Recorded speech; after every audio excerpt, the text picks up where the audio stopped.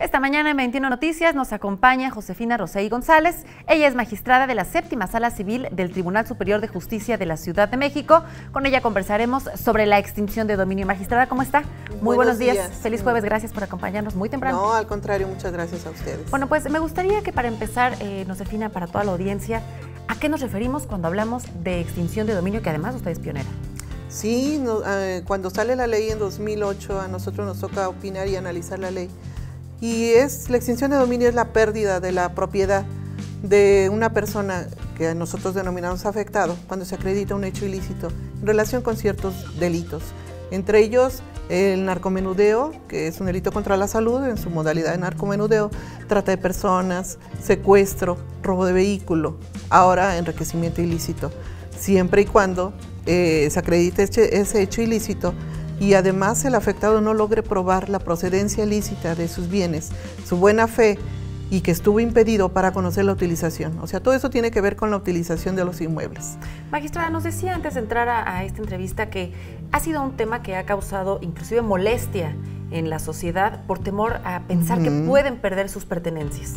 Sí, crea un impacto social tremendo. La gente siente agresión, se siente amenazada por la ley de extinción de dominio. En realidad no es así. De verdad yo invitaría a la gente que se informara, que se documentara, porque esto es más que nada una acción que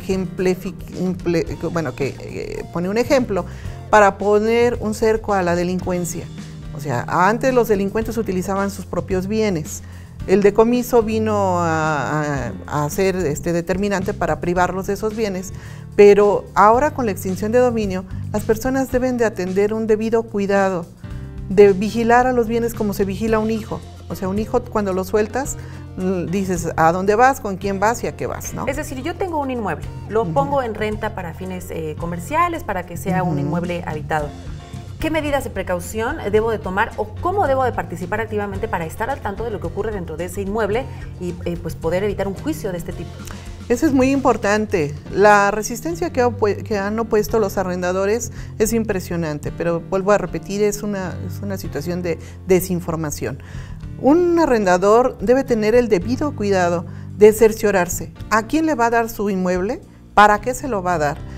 Y entran las inmobiliarias, al principio denominaron una especie de blindaje de contrato a una solicitud que previamente hacen a la celebración del contrato, en donde el arrendatario acepta ser investigado en cuanto a en dónde trabaja, las identificaciones, quién es.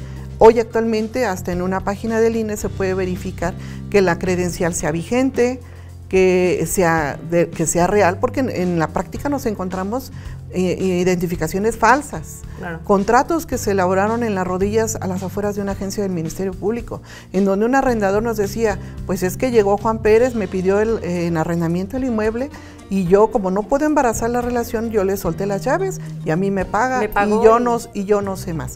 Entonces yo creo que esa actitud debe de cambiar. Aquí más que nada es sumar esfuerzos.